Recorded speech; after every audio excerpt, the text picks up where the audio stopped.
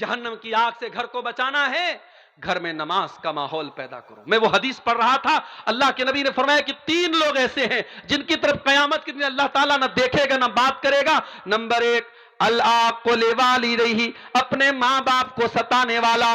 Number 2، والمرأۃ المترجلہ، مردوں کی نقل کرنے والی عورت، مردوں کی کاپی کرنے والی عورت، جو مردوں کی طرح چھوٹے چھوٹے بال کر لے، مردوں کی طرح ٹی شرٹ پہن کر کے گھومے، مردوں کی طرح مردوں کے کپڑے پہنے، مردانہ چال چلے، مردانہ طریقے سے بات کرے، ایسی عورت پر اللہ کی لعنت ہو۔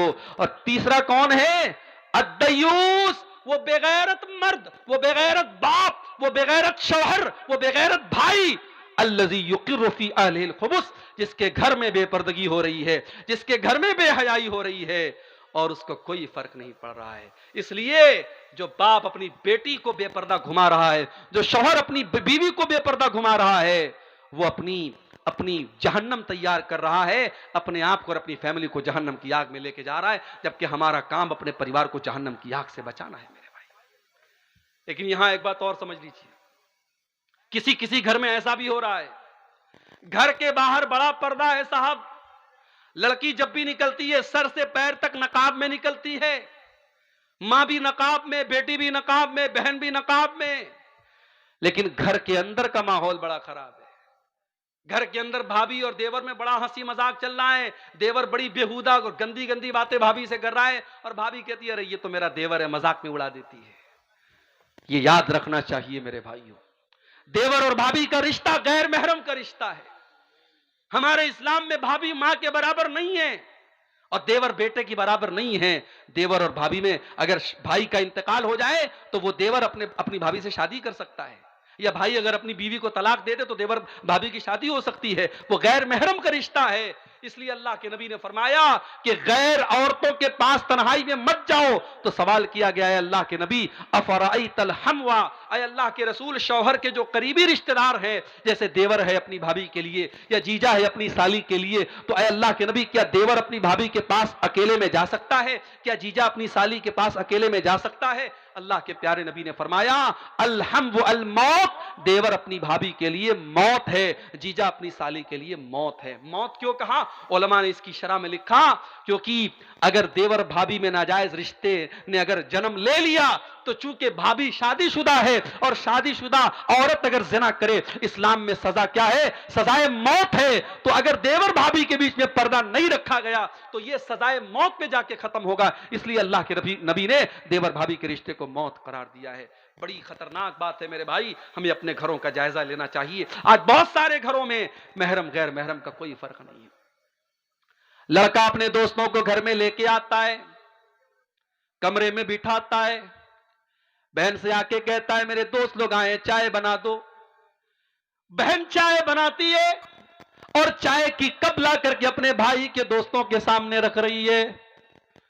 بھائی بہت خوش بنا ہوا ہے، یہ میری بہن ہے تو میرے دوستوں کی بھی بہن ہے، معاف کرنا میرے بھائی، آپ کی بہن آپ کے دوستوں کی بہن نہیں ہے، اور نہ آپ کے سمجھنے سے وہ بہن ہوگی نہ دوستوں کے سمجھنے سے بہن ہوگی۔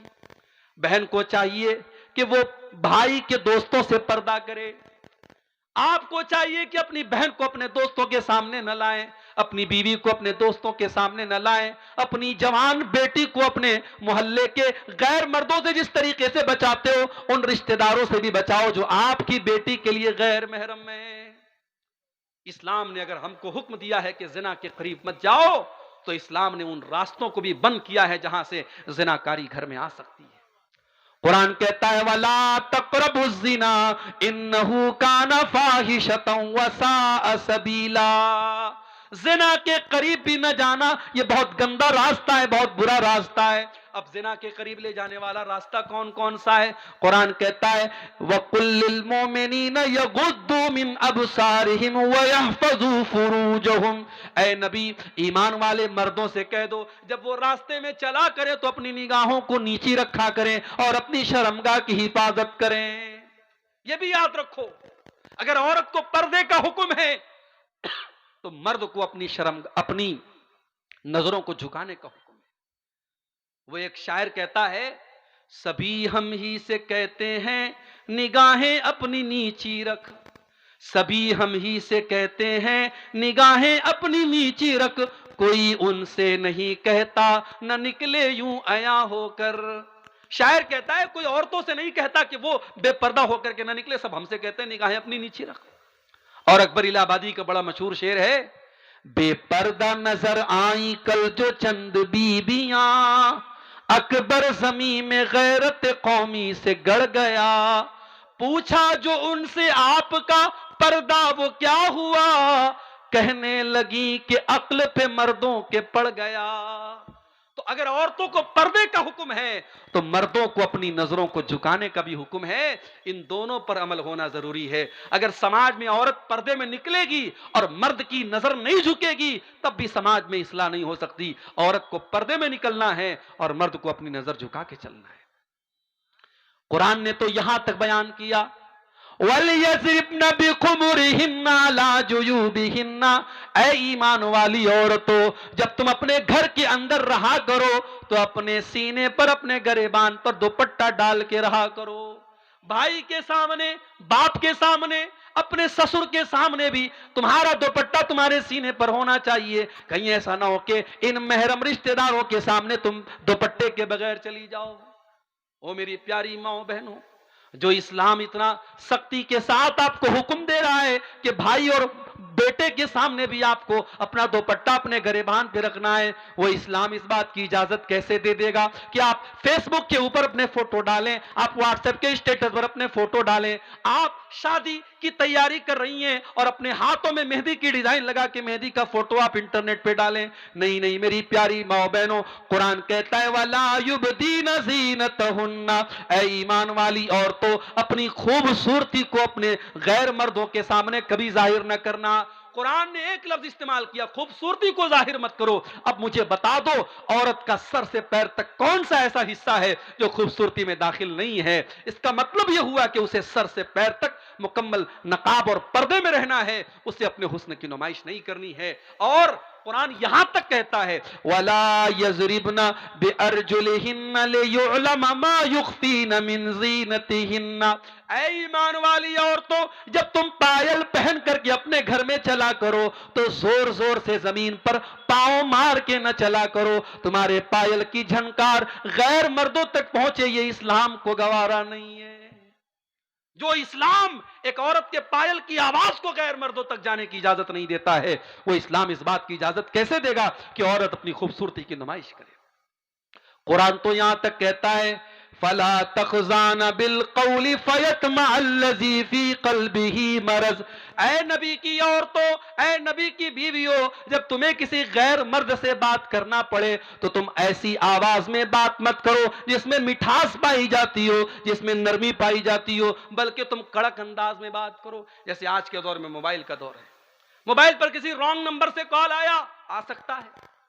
اب اگر لڑکی نے تھوڑا سا مٹھاس کے ساتھ بات کر لیا، کون بول رہے ہیں، انداز میں اگر ذرا سی مٹھاس آ گئی، سامنے والے کو لگ رہا ہے کہ یہاں میری دال گل جائے گی، یہاں گرین سگنل مل رہا ہے مجھے۔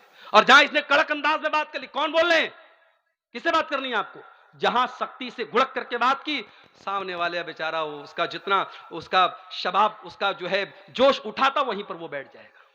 قرآن کریم ایک عورت کو موبائل پر کیسے بات کرنا ہے قرآن اس کا بھی انداز بتا رہا ہے۔ فَيَطْمَعَ الَّذِي فِي قَلْبِهِ مَرَضٌ، جس مرد کے دل میں شہوت کی بیماری ہے وہ تمہارے بارے میں کوئی غلط خیال اپنے دل میں نہ لا سکے۔ وَقُلْنَ قَوْلًا مَعْرُوفًا، اور اے نبی کی عورتوں بدتمیزی نہ کرنا، گالی گلوچ سے بات نہ کرنا، بلکہ جو بھی بات کرنا ڈھنگ سے بات کرنا، لیکن انداز کڑک ہونا چاہیے غیر مرد کے سامنے۔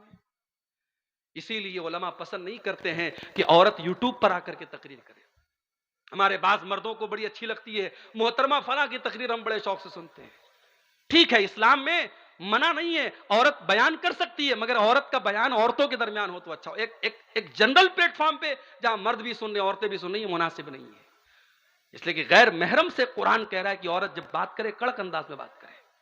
اس کے بعد فرمایا وَقَرْنَ فِي بُيُوتِكُنَّ، اے نبی کی بیویوں تم اپنے گھروں کے اندر عزت کے ساتھ رہا کرو۔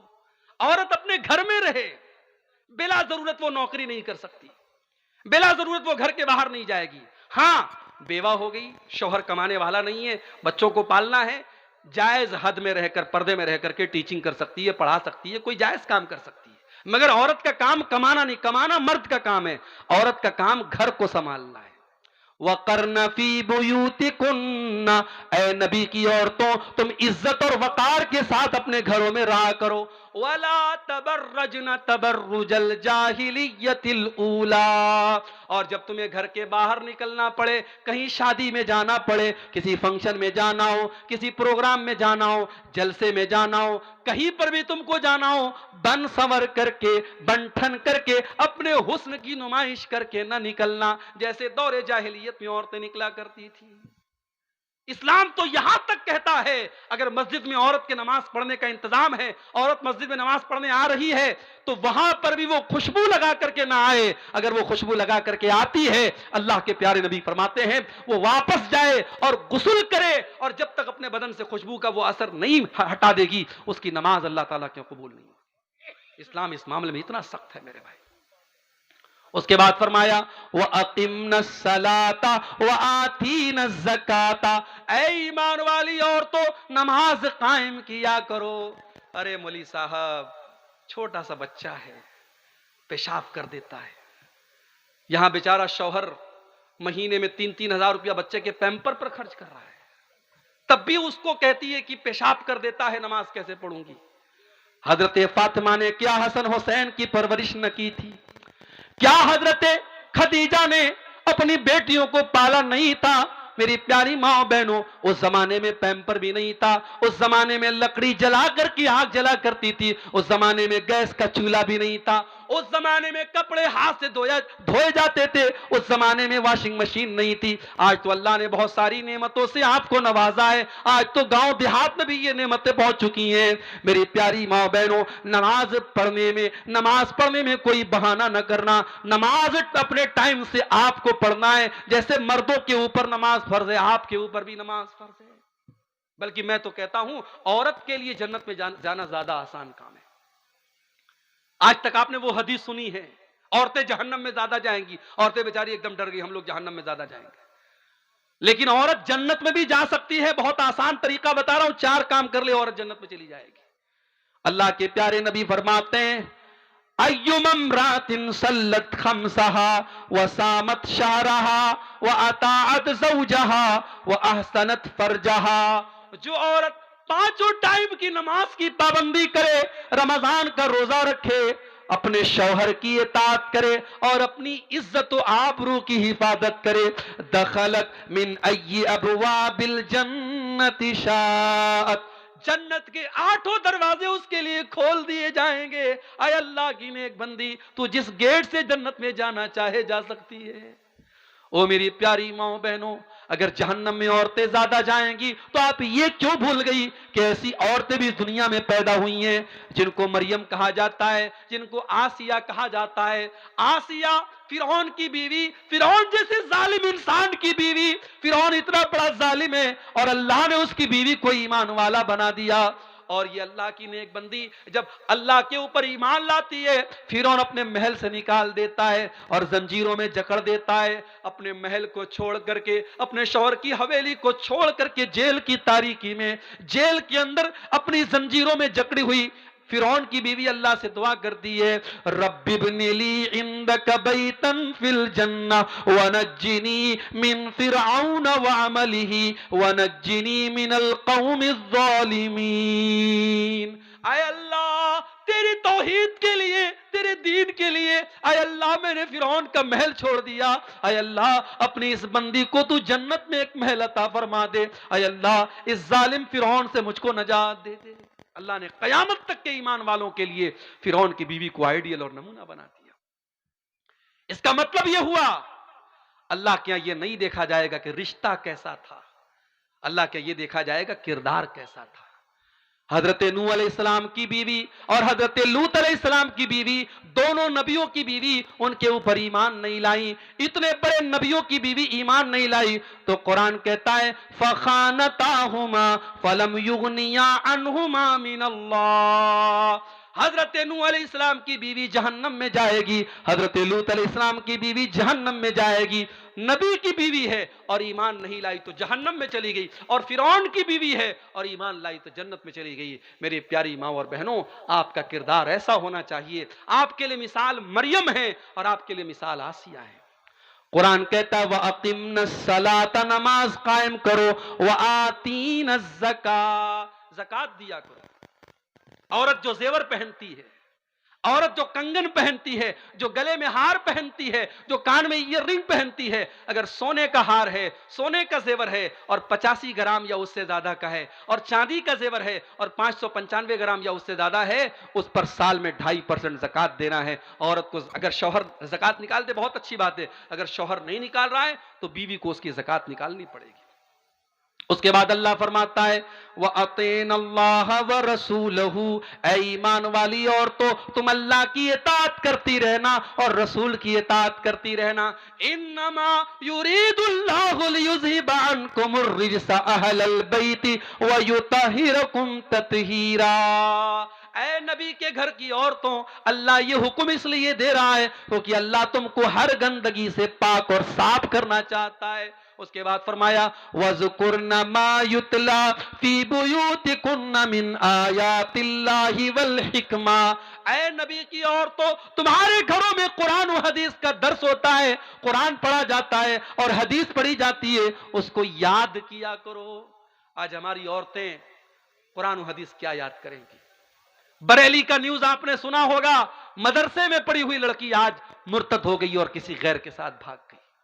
یہ حالات ہو گئے ہمارے ملک کے، ہماری مسلمان بہن غیروں کے ساتھ فرار ہو رہی ہے۔ میرے بھائیوں، کہیں نہ کہیں پانی مر رہا ہے، کہیں نہ کہیں ہماری تربیت میں کوتاہی ہے۔ ہم نے اپنی بچیوں کو قرآن تو پڑھا دیا کسی مولوی صاحب کے ذریعے، مگر قرآن کا مطلب نہیں پڑھایا۔ ہم نے اپنی بچیوں کو کبھی مدرسے میں نہیں بھیجا، بچیاں اسکول گئیں، کالج گئیں، یونیورسٹی گئیں، پڑھ تو لیا، لکھ تو لیا، ایجوکیٹڈ تو بن گئیں، مگر ہماری بچیوں کو دین کے بارے میں کچھ نہیں پتا۔ اللہ کے واسطے ہوش کا ناخن لو، اپنی بچیوں کو دین سکھاؤ، اپنی بچیوں کو اسلام سکھاؤ، اپنی بچیوں کو توحید سکھاؤ۔ اسی لیے حضرت علی فرماتے ہیں کہ قرآن کی جو یہ آیت ہے، اللہ فرماتا ہے قُوا أَنفُسَكُمْ وَأَهْلِيكُمْ نَارًا، اپنے گھر والوں کو جہنم کی آگ سے بچاؤ۔ حضرت علی کہتے ہیں اس کا مطلب کیا ہے؟ عَلِّمُوهُمْ وَأَدِّبُوهُمْ، اپنے گھر والوں کو دین سکھاؤ۔ یہ مدرسے جہاں بچے بچیاں پڑھ رہے ہیں، ان مدرسوں کے لیے آج بھیک مانگنی پڑتی ہے۔ آج ہمارے بنگالی زبان میں وہ بیچارے نظمیں پڑھ پڑھ کے اور شعر پڑھ پڑھ کے آپ سے چندہ مانگتے ہیں۔ ہونا تو یہ چاہیے تھا آپ خود آگے بڑھ کے دیتے، جس کی 10,000 کی طاقت ہے وہ 10,000 دیتا، جس کی 1,00,000 کی طاقت ہے وہ 1,00,000 دیتا، ان مدرسوں کے لیے بھیک نہ مانگنی پڑتی۔ مگر ہائے، آج ان مدرسوں کو ہم نے اتنا کمزور بنا دیا، جب تک گھر گھر جا کے لوگ بھیک نہ مانگے یہ مدرسے نہیں چل سکتے۔ میرے بھائیوں، اپنی بچیوں اور بچوں کو ان مدرسوں میں دین کی تعلیم دو، تبھی آپ کی بچیاں بچ سکتی ہیں۔ اور قرآن یہ بھی کہہ رہا ہے مسلمان کے گھر میں قرآن و حدیث کا درس ہونا چاہیے۔ اس لیے وقتاً فوقتاً، سال میں آپ نے ایک بار جلسہ کرا لیا بہت اچھی بات ہے، لیکن وقتاً فوقتاً کسی عالم کے ذریعے یا عالمہ کے ذریعے گھر گھر بھی چھوٹے چھوٹے پروگرام ہونے چاہیے، عورتوں کے مخصوص پروگرام ہونے چاہیے۔ آج کتنی عورتیں ہیں نماز کا طریقہ ان کو نہیں آتا، وضو کا طریقہ ان کو نہیں آتا، غسل کا طریقہ ان کو نہیں آتا، پاکی ناپاکی کے مسئلے ان کو نہیں آتے، توحید کا مسئلہ ان کو نہیں آتا، شرک کیا ہے ان کو نہیں آتا۔ کتنی عورتیں ہیں کتنے شرکیہ کاموں میں پڑی ہیں۔ میرے بھائیوں، قرآن کہتا ہے وَذْكُرْنَ مَا يُتْلَى فِي بُيُوتِكُنَّ مِنْ آيَاتِ اللَّهِ وَالْحِكْمَةِ، اے نبی کی عورتوں اپنے گھروں میں قرآن و حدیث جو پڑھا جاتا ہے اس کو یاد کرو۔ اور آخری دو بات بیان کر کے بات ختم کر رہا ہوں، کیونکہ آپ سردی میں بیٹھے ہیں، مجھے احساس ہو رہا ہے، میں اس اسٹیج پر بیٹھا ہوں، یہاں لوگ بیٹھے ہیں، سردی کم محسوس ہو رہی ہے، آپ کو زیادہ محسوس ہو رہی ہوگی۔ دو باتیں اور آپ کے سامنے رکھتا ہوں۔ گھر کو اگر جہنم کی آگ سے بچانا ہے میرے بھائی، گھر میں محبت پیدا کرو، بیوی اپنا حق ادا کرے، شوہر اپنا حق ادا کرے۔ آج شوہر آتے ہیں مولوی صاحب ایسی تقریر کیجیے عورت ایک دم میری خدمت گزار بن جائے۔ عورتیں یہ چاہتی ہے ایسی خدمت ایسی تقریر کرے کہ شوہر بالکل ان کے تابع دار ہو جائیں۔ بیوی چاہتی ہے شوہر اس کا حق ادا کرے، شوہر چاہتا بیوی اس کا حق ادا کرے۔ آؤ اپنے نبی کے پاس چلتے ہیں۔ اللہ کے پیارے نبی صلی اللہ علیہ وسلم سے پوچھا گیا ای النساء خیر، اے اللہ کے نبی کون سی عورت سب سے اچھی عورت ہے؟ بڑے غور سے سننا میری ماں، رات رات بھر آپ نے تہجد پڑھ لیا ہوگا، ہو سکتا ہے آپ نے ہر مہینے 3 نفلی روزے رکھے ہوں گے، ہو سکتا ہے آپ روزانہ 5 پارے قرآن کی تلاوت کرتی ہوں گی، مگر اللہ کے نبی سے جب پوچھا گیا کہ کون سی عورت سب سے اچھی عورت ہے، نبی نے فرمایا 3 کوالٹی جس کے اندر پائی جائے، 3 چیزیں جس عورت کے اندر پائی جائیں وہ سب سے اچھی عورت ہے۔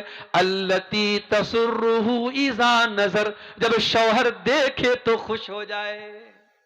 یا تو الٹی بات ہے، شوہر گھر میں آتا ہے، بال بکھرا ہے، کپڑے مہک رہے ہیں پسینے سے، تیل کی بدبو آ رہی ہے، مسالے کی بدبو آ رہی ہے، ہاں شادی میں جانا ہے تو 1 گھنٹے وہ پورا میک اپ کرے گی، پورے چہرے پر کریم پوتے گی اور پاؤڈر لگائے گی، اور آج کل تو ماشاءاللہ ایسا میک اپ چل رہا ہے کہ اگر عورت جو ہے اس کے موبائل پر اگر وہ فیس لاک لگا لے اور میک اپ کر کے اپنے موبائل پر فیس وہ اوپن کرنے کی کوشش کرے تو موبائل کہے گا محترمہ کون ہے آپ، بچہ نہیں پہچانے گا ماں کو، ایسا میک اپ ہو رہا ہے بیوٹی پارلر کے اندر۔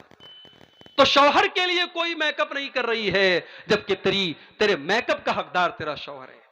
جب تجھ کو معلوم ہے میرا شوہر رات کو 10 بجے آتا ہے، 9 بجے بیٹھ جا میرر کے سامنے، آئینے کے سامنے، اور اپنے آپ کو اتنا سجا لے، اتنا سوار لے، اتنا خوبصورت بنا لے کہ شوہر جب باہر کی ٹینشن لے کے آئے اور بیوی کا چہرہ مسکراتا ہوا دیکھے، اس کے بدن کی خوشبو کو محسوس کرے تو شوہر کی ساری تھکاوٹ دور ہو جائے۔ التی تسرہ اذا نظر، جب شوہر دیکھے تو خوش ہو جائے۔ دوسری چیز وَتُطِيعُهُ إِذَا أَمَرَ، جب شوہر کوئی حکم دے تو مانے۔ یہاں تو ہوتا ہم کیوں مانے؟ ہم کوئی اس کی نوکرانی ہے؟ نوکرانی کی بات نہیں ہے، میاں بیوی کا رشتہ کوئی مالک اور نوکرانی کا رشتہ نہیں ہے، مگر ہاں اسکول میں ایک پرنسپل ہوتا ہے، ایک ٹیچر ہوتا ہے، ٹیچر کو اسی حساب سے پڑھانا ہے جیسے پرنسپل کہہ رہا ہے۔ اگر ہر ٹیچر پرنسپل بنے گا اسکول بند کرنا پڑے گا۔ گھر بھی ایک اسکول ہے اور گھر کا پرنسپل مرد ہے اور عورت اس کے انڈر میں کام کرے گی۔ اگر شوہر کی کوئی بات ہے تو بیوی کو چاہیے کہ مانے اس کو۔ اللہ کے نبی نے تو یہاں تک کہا، دیکھیے یہ حدیثیں سن کر کے ہمیں عجیب لگتا ہے اللہ کے نبی نے ایسا کیوں کہا، مگر جب ہم پریکٹیکل سماج میں دیکھتے تو ہم کو لگتا ہے کہ واقعی اللہ کے پیارے نبی نے بڑی سچی بات کہی ہے۔ آپ نے فرمایا اگر شوہر اپنی بیوی کو اپنے پاس بلائے، بیوی کو چاہیے اپنے سارے کام چھوڑ کر کے شوہر کے پاس جائے، وَإِن كَانَتْ عَلَى التَّنُّورِ، یہاں تک کہ اگر وہ چولہے پر روٹی پکا رہی ہے، چولہے پر ہے تب بھی وہ جائے۔ یہ کون سی بات ہوئی؟ بالکل بات ہوئی، شوہر اپنی بیوی سے 24 گھنٹے کبھی بھی اس کو اپنے پاس بلا سکتا ہے، اور اگر بیوی کے پاس کوئی شرعی عذر نہیں ہے تو بیوی کو جانا چاہیے۔ اور اگر بیوی انکار کرتی ہے، اللہ کے نبی فرماتے ہیں جس بیوی کا شوہر اس حال میں سو جائے کہ بیوی کو وہ دعوت دے اور بلائے اور بیوی اس کے پاس جانے سے انکار کر دے، بلا کس بھئی کوئی مجبوری ہو، کوئی بیماری ہو، کوئی بات تو الگ بات ہے، اگر بغیر کسی عذر کے بیوی شوہر کی بات ماننے سے انکار کر دے، لعنتها الملائکۃ حتی تصبح، تو صبح تک فرشتے اس عورت پر لعنت کرتے ہیں۔ لیکن یہاں یہ بات یاد رہے کہ یہ معاملہ میاں بیوی کا جو معاملہ ہے یہ ایک طرفہ نہیں ہے۔ اگر بیوی کو چاہیے کہ شوہر کے جذبات کا خیال رکھے تو شوہر کو بھی چاہیے کہ بیوی کے جذبات کا خیال رکھے۔ یہ زور زبردستی کا رشتہ نہیں ہے، یہ محبت کا رشتہ ہے، یہ ماننے منوانے کا رشتہ ہے۔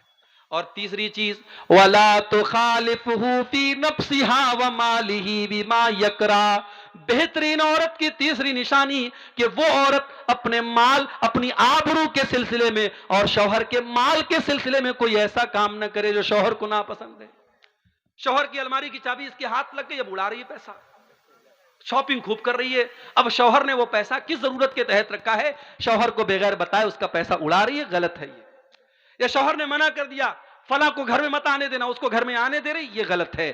تو شوہر کی مرضی کا خیال رکھے اپنی آبرو کے سلسلے میں اور اپنے شوہر کے مال کے سلسلے میں کوئی ایسا کام نہ کرے۔ اب آ جائیے دوسری طرف، اللہ کے نبی کے پاس ایک صحابی آتے ہیں، ما حق زوجت احدنا علی، اے اللہ کے نبی بیوی کا حق ہمارے اوپر کیا ہے؟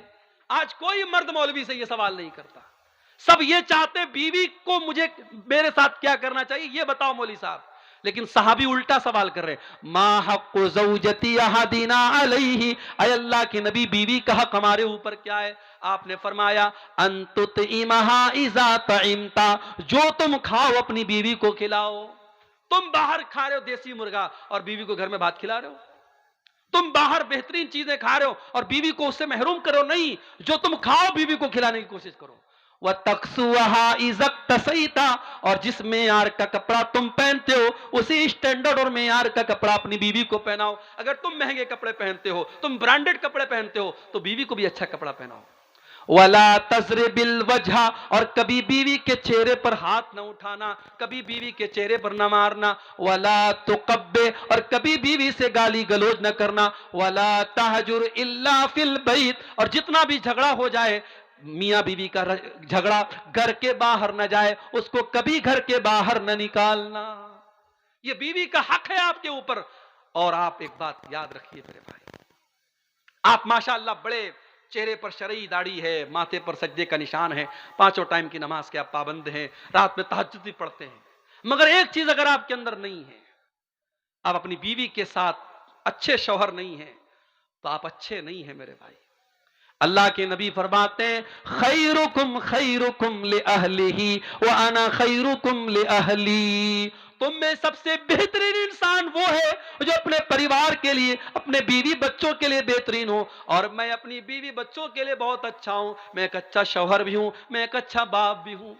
اما عائشہ سے پوچھا گیا اللہ کے پیارے نبی جب گھر میں ہوتے تو کیا کرتے تھے؟ اما عائشہ نے فرمایا کانا یعمل فی بیتہ، اللہ کے پیارے نبی اپنے گھر میں جس طریقے سے اور مرد اپنے گھر کی عورتوں کے کاموں میں ہاتھ بٹاتے ہیں، اللہ کے نبی اپنی بیویوں کے کاموں میں ہاتھ بٹا دیا کرتے تھے۔ اپنے بہت سارے کام اللہ کے رسول خود کر لیتے تھے، بیوی کو غلام بنا کے نہیں رکھتے تھے، بیوی کو نوکرانی بنا کے نہیں رکھتے تھے۔ تو یہ بہترین شوہر کی نشانی یہ ہے کہ وہ بیوی کے جذبات کا خیال رکھے۔ اللہ کے پیارے نبی صحابہ کے ساتھ جا رہے ہیں، آپ نے صحابہ سے کہا تم لوگ تھوڑا آگے نکل جاؤ، صحابہ تھوڑا آگے نکل گئے، حضرت عائشہ آپ کے ساتھ تھیں، آپ نے فرمایا اے عائشہ چلو سناٹا ہو گیا ہے، چلو ہم دونوں دوڑتے ہیں، مقابلہ کرتے ہیں، دیکھتے ہیں کون دوڑ میں آگے نکلتا ہے۔ اما عائشہ نئی نئی شادی ہوئی تھی، دبلی پتلی تھی، وزن کم تھا، جب دوڑنے لگی اللہ کے پیارے نبی پیچھے رہ گئے اور اما عائشہ آگے نکل گئی۔ اما عائشہ کو بہت مزہ آیا، انہوں نے ہنستے ہوئے فرمایا کہ اے اللہ کے نبی انی قد سبقتک، میں تو آپ سے آگے نکل گئی، آپ تو پیچھے رہ گئے۔ اللہ کے نبی مسکرا گئے، خاموش ہو گئے، کوئی جواب نہیں دیا۔ کچھ دنوں کے بعد ایک اور سفر تھا، اس سفر میں بھی آپ نے صحابہ سے کہا تھوڑا آگے نکل جاؤ، اور اتفاق سے اس سفر میں بھی حضرت عائشہ آپ کے ساتھ تھی۔ آپ نے فرمایا عائشہ بہت دن ہو گئے، چلو ایک بار پھر ہم دونوں ریس کرتے ہیں، دوڑ کا مقابلہ کرتے ہیں، دیکھتے ہیں کون آگے نکلتا ہے۔ اما عائشہ فرماتی ہیں اب اس مرتبہ میں تھوڑی موٹی ہو گئی تھی، میرا بدن تھوڑا فربا ہو گیا تھا، میرے بدن پہ تھوڑی چربی آ گئی تھی، جب اس مرتبہ میں دوڑنے لگی تو میں پیچھے رہ گئی اور اللہ کے پیارے نبی آگے رہ گئے۔ اللہ کے نبی نے ہنستے ہوئے فرمایا حاذہ بتلک، اے عائشہ شاید تم بھول گئی اس دن کا بدلہ آج میں نے لے لیا۔ یہ اللہ کے رسول کا واقعہ میں آپ کو بتا رہا ہوں میرے پیارے ساتھیوں، یہ سیرت النبی کا واقعہ آپ کو بتا رہا ہوں۔ اللہ کے نبی اس طریقے سے اپنی بیویوں سے ہنسی مذاق بھی کرتے تھے، ان کے جذبات۔ ایک مرتبہ مسجد نبوی میں حبشی لوگ نیزوں کا کھیل کھیل رہے تھے، حضرت عائشہ اچک اچک کے دیکھ رہی تھیں۔ اللہ کے نبی نے کہا عائشہ تم دیکھنا چاہتی ہو؟ اللہ کے نبی کھڑے ہو گئے اور حضرت عائشہ اللہ کے رسول کے کندھے پر سر رکھ کر کے اس کھیل کو دیکھنے لگیں، اور تب تک دیکھتی رہی جب تک تھک نہ گئی۔ جب تھک گئی اللہ کے نبی نے کہا عائشہ کیا بات ہے؟ کہا اللہ کے نبی اب میں اندر جاتی ہوں۔ اللہ کے پیارے نبی اس طریقے سے اپنی بیویوں کے جذبات کا خیال رکھتے تھے۔ میرے بھائیوں رشتے محبت سے چلتے ہیں، رشتے قانون کے ڈنڈے سے نہیں چلتے ہیں، رشتے کچھ مان کر کچھ منوا کر کے چلتے ہیں۔ بیوی یہ سوچے شوہر میرے اشاروں پہ ناچے، شوہر یہ سوچے کہ بیوی میری غلام بن جائے، ایسے کام نہیں چلتا ہے۔ یہ محبت کا رشتہ ہے، یہ سکون کا رشتہ ہے۔ گھر کو اگر جنت بنانا ہے اور گھر والوں کو جنتی بنانا ہے تو ہمیں ان چیزوں کا لحاظ رکھنا پڑے گا۔ 2 پوائنٹ اور بات کر کے بات ختم کر رہا ہوں، 2 بجنے والے ہیں۔ آخری چیز یہ ہے میرے بھائیوں کہ ہم اپنے گھر میں نیک لوگوں کو دعوت دیں۔ اگر ہم چاہتے ہیں ہمارے گھر والے جہنم کی آنکھ سے بچیں اور ہمارے گھر والے نیک بنیں تو نیک لوگوں کو آپ گھر میں دعوت دیں، علماء کو دعوت دیں، صالحین کو دعوت دیں. آپ کے دسترخوان پہ نیک لوگ بیٹھیں گے، کھانا کھائیں گے. آپ کے بچے ادب سیکھیں گے، آپ کے بچے اسلام سیکھیں گے، آپ کے بچے ایمان سیکھیں گے. حضرت نوح علیہ السلام اللہ سے دعا کرتے ہیں، ربی اغفر لی ولوالدی ولمن دخل بیتی مؤمنا وللمؤمنین والمؤمنات. اے اللہ مجھے بھی بخش دے، میرے ماں باپ کو بھی بخش دے، اور اے اللہ جو ایمان والا میرے گھر میں داخل ہو تو اس کو بھی بخش دے. پتہ یہ چلا کہ حضرت نوح علیہ السلام اپنے گھر میں ایمان والوں کو دعوت دیتے تھے. آپ اپنے گھر میں شرابیوں کو بلا کے کھانا کھلا رہے ہیں، زانیوں کو بلا کر کے اپنے دسترخوان پہ دعوت دے رہے ہیں، اس سے گھر میں برکت نہیں آئے گی. نیک اور صالح لوگوں کو آپ دعوت دیجئے. اور آخری چیز یہ ہے میرے بھائیوں کہ آپ جو ہے دعا کیجئے. اگر آپ کو لگتا ہے کہ آپ کے گھر میں کوئی برائی ہے، آپ کا بچہ غلط راستے پر چل رہا ہے، آپ کی بیوی اللہ کی نافرمان ہے، آپ اس کی اصلاح کی کوشش کیجئے اور اللہ سے دعا کیجئے. 2 دعائیں میں سکھا رہا ہوں، اس کو یاد کر لیجئے. پہلی دعا آپ کو قرآن کے 19ویں پارے میں ملے گی. 19ویں پارے میں سورہ فرقان کے آخر میں آپ کو یہ دعا ملے گی. اللہ کے نیک بندے یہ دعا اللہ سے کرتے ہیں، ربنا ہب لنا من ازواجنا وذریاتنا قرۃ اعین واجعلنا للمتقین اماما. اے اللہ ہمارے بیوی بچوں کو ہماری آنکھوں کی ٹھنڈک بنا دے، اور اے اللہ ہمیں تو متقیوں کا امام بنا دے. آپ کی بیوی بچے آپ کی آنکھوں کی ٹھنڈک کب بنیں گے؟ جب آپ کی بیوی آپ کو نماز کے لیے اٹھائے گی. فجر کی 5 بجے اذان ہو رہی ہے، اذان کی آواز آپ کے کانوں میں جا رہی ہے اور آپ کمبل اوڑھ کے لیٹے ہیں اور بیوی آپ کو جھجوڑ کر کے اٹھاتی ہے، اٹھیے جائیے نماز پڑھیے. آپ کو سگریٹ پیتا ہوا دیکھ کر کے آپ کی بیوی ٹوک رہی ہے. یہ چندے آ رہے ہیں، اللہ تعالیٰ ان کو قبول کرے. مجھے نام نہیں پتا کس نے تعاون کیا ہے، اللہ قبول کرے. میں یہ کہہ رہا ہوں میرے بھائیوں کہ آپ کی بیوی اور بچے جب اللہ کے فرما بردار بنیں گے تب آپ کی آنکھوں کی ٹھنڈک بنیں گے. ایمان والے یہ دعا کرتے کہ اے اللہ ہمارے بیوی بچوں کو ہماری آنکھوں کی ٹھنڈک بنا دے. وَجْعَلْنَا لِلْمُتَّقِينَ إِمَامًا، اور اے اللہ ہمیں تو متقیوں کا امام بنا دے، اتنا نیک بنا دے، دنیا مثال دے. متقی لوگ ایسے ہوتے ہیں، نیک لوگ ایسے ہوتے ہیں. ایک دعا آپ یہ یاد کر لیجئے. اور دوسری دعا جو ہمارے باپ ابراہیم علیہ السلام نے دعا کی تھی، اس دعا کو یاد کر لیجئے. رب اغفر لی، حضرت ابراہیم نے دعا کی، رب اجعلنی مقیم الصلاة ومن ذریتی ربنا وتقبل دعا. اے اللہ مجھے بھی نماز کا پابند بنا دے اور میرے بچوں کو بھی نماز کا پابند بنا دے. اے اللہ میری دعا کو قبول کر لے. اپنے بچوں کے لیے دعا کیا کرو میرے بھائی، اپنی اولاد کے لیے دعا کیا کرو، اپنی اولاد کے عقیدے کے لیے دعا کیا کرو کہ اے اللہ مرتے دم تک میرے بچوں کو توحید پہ رکھنا. ابراہیم علیہ السلام یہ بھی دعا کرتے ہیں، رب انہن اضللن کثیرا من الناس. اے اللہ ان بتوں کی وجہ سے بہت سارے ہلاک ہو گئے. وجنبنی وبنی ان نعبد الاصنام. اے اللہ تو مجھے اور میرے بچوں کو تو بتوں سے بچانا، میرے بچوں کو تو شرک سے بچانا. اپنی اولاد کی جیسے دنیا کی فکر کرتے ہو میرے بھائی، اپنی اولاد کی آخرت کی فکر کیا کرو. جب بھی دعا کے لیے اللہ کے سامنے ہاتھ اٹھایا کرو، اپنی اولاد کے لیے اپنی فیملی کے لیے بھی دعا کیا کرو. یہ چند باتیں گھروں کی اصلاح کے تعلق سے میں نے رکھی ہیں. امید کرتا ہوں کچھ باتیں کچھ تلخ بھی آ گئی، کچھ کڑوی بھی آ گئی. پہلی مرتبہ آپ کے علاقے میں آیا ہوں، اس امید کے ساتھ میں نے یہ باتیں رکھی ہیں کہ ہم صرف ایک کان سے سن کر کے دوسرے کان سے اڑا نہیں دیں گے، بلکہ ہم عمل کرنے کی کوشش کریں گے. اللہ